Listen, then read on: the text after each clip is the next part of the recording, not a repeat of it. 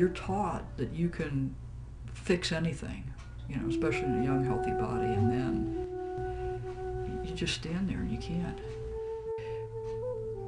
Sometimes the physical wounds are so incredible, you have a hard time fixing those, but then the wounds of the soul, you can't fix those. As caregivers,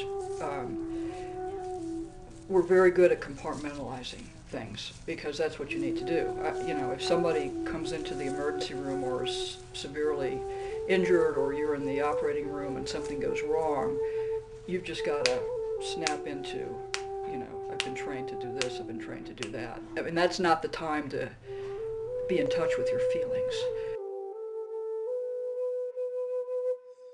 We were walking down the dirt road, and I remember being with two of my buddies, and one was my roommate and the other one was just a friend.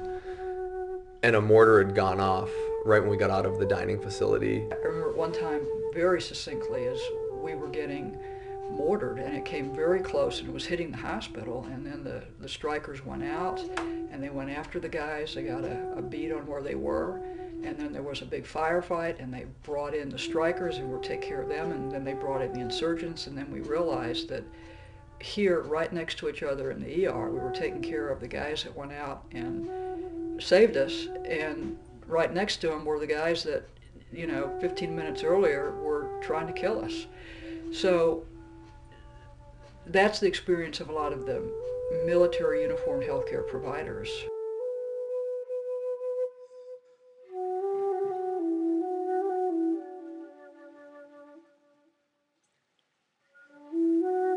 When I got back from Iraq, I started having problems with intractable migraines, and was on multiple medications, and actually got to the point where the provider I was seeing got very frustrated and said, well, I've given you this, I've given you what we've got, and said the next thing is I can give you a prescription for Percocet, which you can just take whenever you need it. When I got home from Iraq,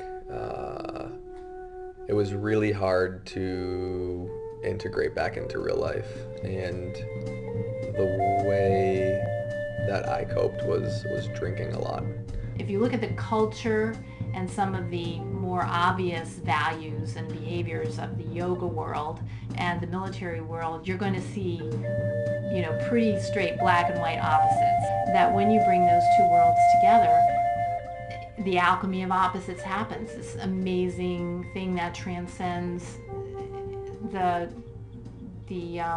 any self-righteousness of yoga and any self-righteousness of the military just dissolves, and there's just this stillness. I thought of myself as a nice person and a nice doctor, but I walked around so angry all the time. And I couldn't sleep, and which made me more irritable. So it was.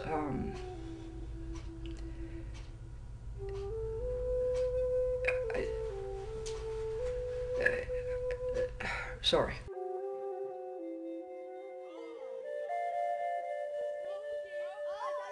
Trauma creates this sense of helplessness. We have to find a way to cope, and finding a way of coping is to disconnect from your body. We didn't even call it PTSD, or nobody talked about it. PTSD is really a disturbance of the entire human organism, and that is that the whole person starts organizing its internal life, including its immune system, its arousal system, its alertness system, around the expectation that trauma is going to come back. So it's a diagnosis that's focused on the fact that people get stuck in the past and feel that the danger is not over yet. That's the core issue about having been traumatized. Talk about PTSD, as post-traumatic stress disorder, but it's really, once you get beyond the physical stuff, it's more like a post-traumatic spiritual disorder.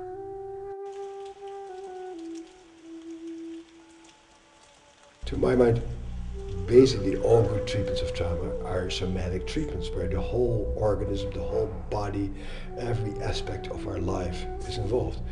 And in some ways, yoga comes as close to that as anything. I had been interested in yoga before, had done a lot of Tai Chi and other things, but that's when I really got serious about it. What happens in yoga is that the body and the mind come back into balance on their own. And so the healing takes place without the patient's involvement in the sense of actually seeing what's happening with the trauma. They practice the techniques, they work through, they come into balance, and the trauma is eased. That's the beauty and that's the real attraction of a non-talk therapy practice like yoga. And it was transformative, both on the physical level, because I got a handle on the headaches, but then it was more transformative because it got at the root of what the headaches were about and what the anger was about.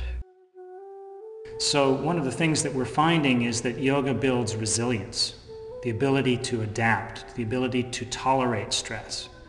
And so it's quite possible if military personnel were to practice yoga techniques, they would be able to increase their resilience to stress and perhaps even trauma.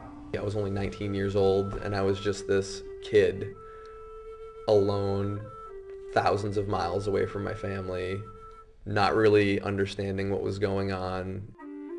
It wasn't until I started practicing yoga that I could really do the work that I needed to do as far as my past in Iraq. The title of that flute piece that I just played is called Soldier's Heart, which is the term that was used in the Civil War to describe the emotional impact of war experiences. Now we call it PTSD.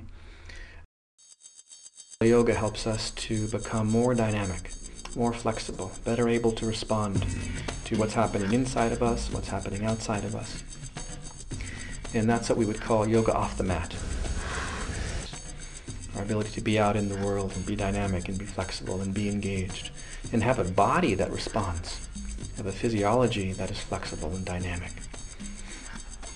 The caregivers are able to feel renewed and connected themselves and like they're not running on empty. The people who they care for are going to get much better care. They're being cared for by a person who's feeling healthy and balanced and basically well. When you talk to caregivers, they'll say, oh yes, very important, oh yes, we do that. So it's something we're very good at lip service, but not doing. So what Robin was talking last night about what the program would do, I think it's perfect because that's a group that does not walk the walk. I think, I mean, across the board, you know. The mindfulness begins with us. Is to really cultivate our own mindfulness, and so that becomes the flow between two human beings, where your mindfulness becomes part of the interaction.